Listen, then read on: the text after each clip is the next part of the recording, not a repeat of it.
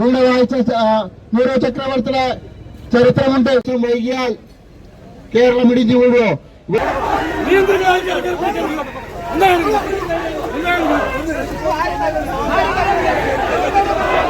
അടിച്ചമർത്താൻ നോക്കണ്ട,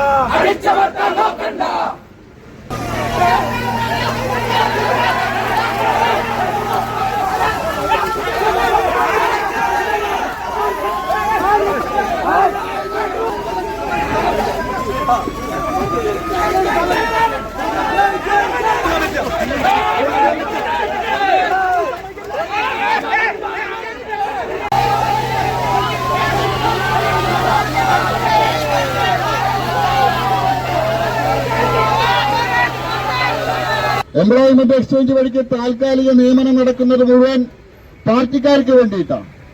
ആ പാർട്ടിക്കാരെ മാത്രം തിരികെ കയറ്റാനുള്ള, പാർട്ടി പ്രവർത്തകർക്ക് ജോലി കൊടുക്കാനുള്ള ഒരു എക്സ്ചേഞ്ച് ആയിട്ട് എംപ്ലോയ്മെന്റ് എക്സ്ചേഞ്ച് മാറി.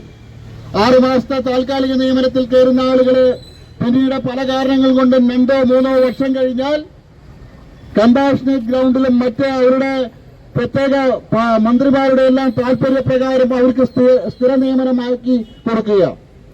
PSCയിൽ യാതൊരുവിധ സുരക്ഷയില്ല. PSC തട്ടിപ്പുകാരുടെ ഒരു കേന്ദ്രമാണെന്നത്. യുവമോർച്ചയുടെ ബഹുമാന്യരായിട്ടുള്ള നേതാക്കളെ, ബിജെപിയുടെ ബഹുമാന്യമായിട്ടുള്ള വെസ്റ്റ് ജില്ലയുടെ അധ്യക്ഷൻ ശ്രീ